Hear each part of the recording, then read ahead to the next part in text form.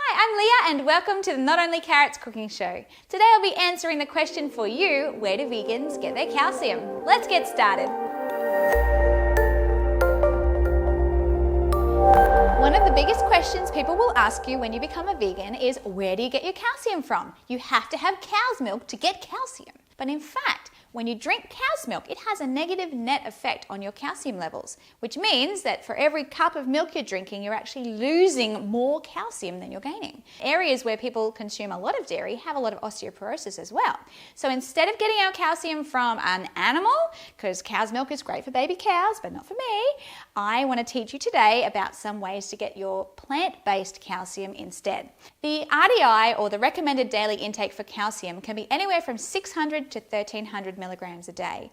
But this depends on whether or not you are a plant-based eater, whether you are breastfeeding, and whether you're over 50 years old. So for plant-based eaters, this is assuming that someone is active, healthy, getting enough sunshine, and eating a wide variety of plant-based sources. Dr. Michael Greger recommends 600 milligrams a day as your target calcium intake. So let's start with the fortified foods. A fortified food is a plant-based food that has calcium added to it. There is a company that does Calci Plus, which is not only fortified, but with extra fortification of the calcium. And if you have just 1 cup of that soy milk, you're getting 400 milligrams of calcium. Then we also have almond milk, the regular almond milk, regular soy milk, and also the light soy milk. They will all give you 300 milligrams just for 1 cup of soy milk. So if you're having it on your cereal or in a smoothie, it's very easy to get at least half of your calcium needs in one go. Now, dried figs are also high in calcium. They're a plant-based source. Dried, obviously, they're more concentrated, and you can have half a cup of those and you'll be getting 121 milligrams of calcium.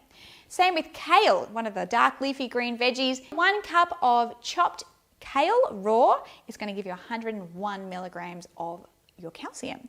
You can cook it, of course. Broccoli will give you 86 milligrams of calcium with just 2 cups of raw broccoli. You can have it raw or you can cook that. And chia is really high in calcium as well. And 1 tablespoon will give you a whopping 80 milligrams of calcium. Just 1 tablespoon. So that is a really great thing. Add it to your cereal and smoothies. And you can even make chia pudding as well with coconut cream. And it's yummy.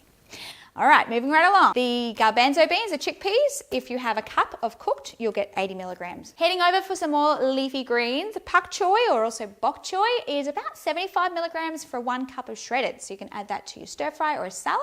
Very easy way to get some extra calcium into your vegan diet. Now for a comparison, if you were to eat 10 almonds or 1/4 cup of dried raisins, or 1 cup of baked beans, which are navy beans or white beans, they're all going to give you roughly 30 milligrams of calcium. Oranges are also about the same as the pak choy.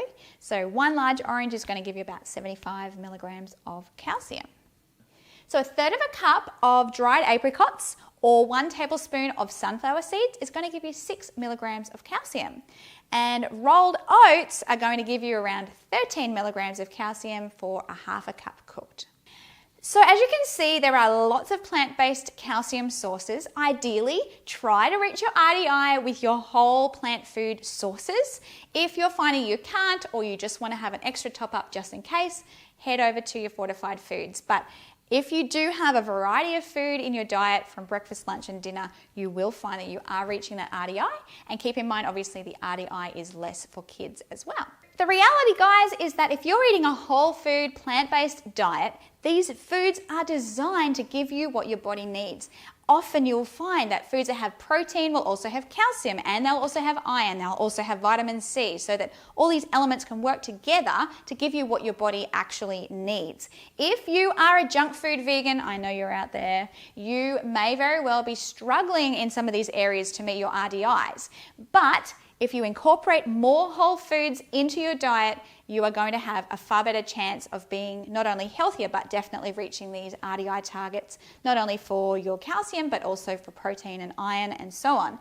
It is possible to be an unhealthy vegan. I have met unhealthy vegans. I met a guy once who dated a girl and she was a vegan and all she ate was rolled oats and white bread. And no, she wasn't healthy, and no, she wasn't reaching her RDI targets for any of those things. So keep in mind, you need a variety and focus on your whole foods, and yes, That's all I have to say about that. Make sure you check out the links in the description below for some calcium videos. Keep an eye out for our other videos. We have where do vegans get their protein and also where do vegans get their iron from. And if you have anyone out there who's giving you a tough time, check out our video about how to deal with unsupportive family and friends, and I hope it can be an encouragement to you. And if you are a bit of a science health nerd like me, you might like to look up methionine, which is the amino acid in milk that actually takes the calcium out of your bones. So check that out. And we want you to subscribe, make sure you click like and share the video with your friends, and we will see you next time. See you later, guys.